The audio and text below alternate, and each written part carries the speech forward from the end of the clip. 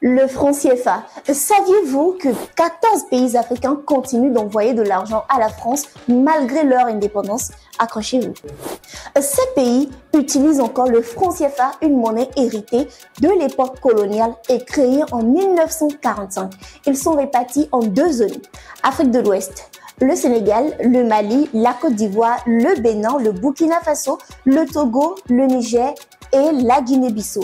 En Afrique centrale, le Cameroun, la République centrafricaine, le Tchad, la République du Congo, le Gabon et la Guinée équatoriale. Enfin, les Comores qui utilisent le franc comorien.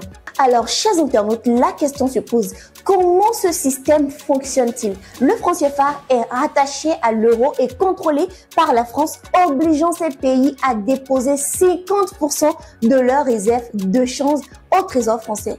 Mais quelles en sont les conséquences? Nous pourrions en énumérer plusieurs. En première position, la liquidité réduite. En cas de crise économique, les réserves limitées bloquent l'accès aux fonds, compliquant la gestion des urgences. L'exportation freine. Les taux de change fixes rendent les produits locaux moins compétitifs sur le marché international, fragilisant ainsi les industries nationales face à la concurrence étrangère. En troisième position, le pouvoir restreint de la Banque centrale.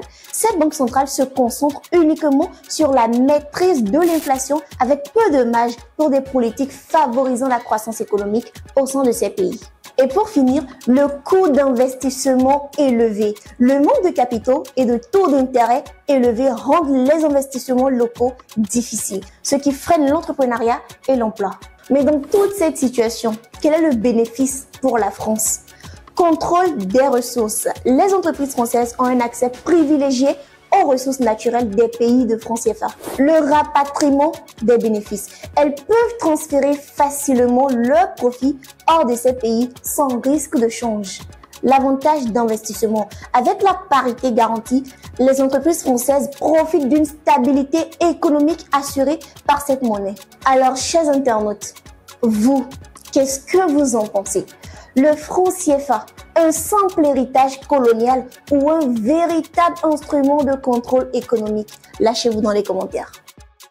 Lomé Actu.